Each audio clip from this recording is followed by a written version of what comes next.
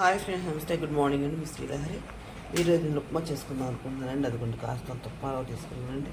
కాసిన పచ్చిమిరకాయలు, ఒక్క టమాటా, ఒక క్యారెట్, 2 ఉల్లిపాయలు, కాస్తంత కరివేపాకు బాండీ పెట్టేసానండి. ఇంకా స్టార్ట్ చేసుకున్నాం. మర్చిపోయానండి, మీరు కొంచెం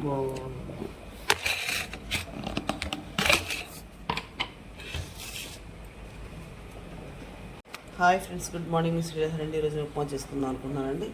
ఇదిగోండి కొంచెం బొంబాయి రవ్వ తీసుకున్నానండి.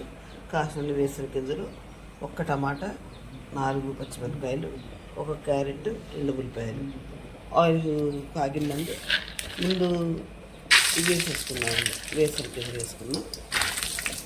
ఇక వేసిన గింజలు వేసుకుంటే కమ్మగా ఉంటుంది అండి. ఉల్లిపాయ వేసిన గింజలు వేగితే కదండి కమ్మగా ఉంటుంది.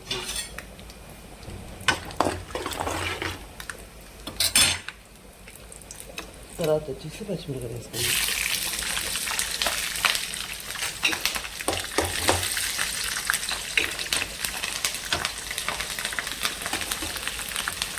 తర్వాత వచ్చి ఎల్లిపాయ ముక్కలు వేద్దాం.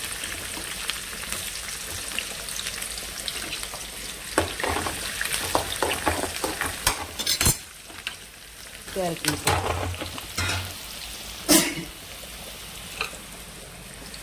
టమాటా,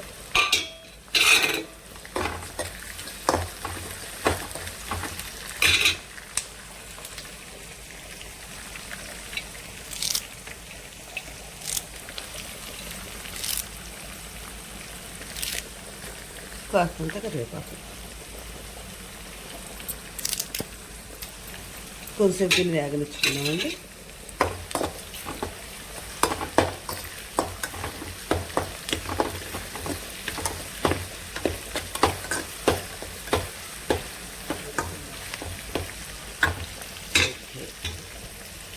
ఇప్పుడు గ్లాసుకి 2 గ్లాసులు వాటర్ పోసుకోవాలండి.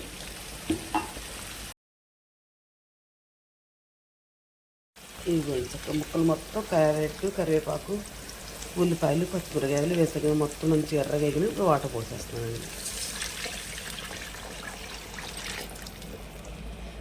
ఇప్పుడు దీని తగ్గంత ఉప్పు వేసుకోండి.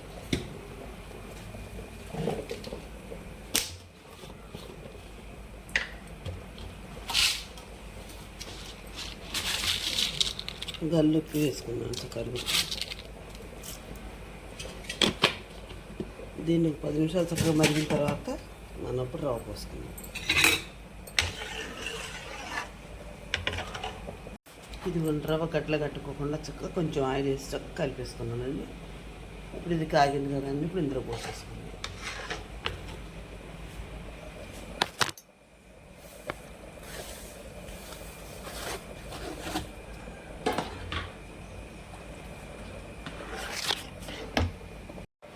దీనికి ఈ విధంగా కలుపుకుంటూ గట్ల కట్టుకుని ఉంటుంది.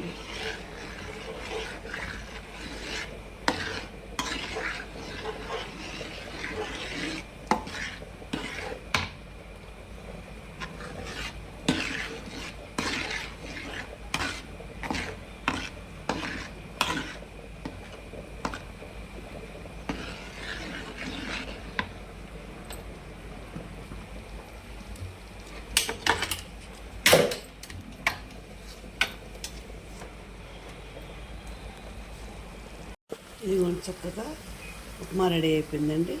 ఇందులో చక్కగా కరివేపాకు, క్యారెట్, ఎల్లిపాయలు, ఒక ఉల్లిపాయ, 2 ఎల్లిపాయ గబ్బాలు, ఒక ఉల్లిపాయ, 4 పచ్చిమిరకాయలు, కొంచెం కరివేపాకు వేసి చేశాను. వెల్లిపాయ వేసుకుంటే వాసనతో కొంచెం వెల్లిపాయ కూడా వేసానండి. ఇది చూడండి ఎంత మంచిగా కుదిరిందో. నాకైతే చాలా బాగా కుదిరిందండి. నేను చేసే విధానం మీకు నచ్చితే నాకు ఒక లైక్ ఇవ్వండి. Please subscribe.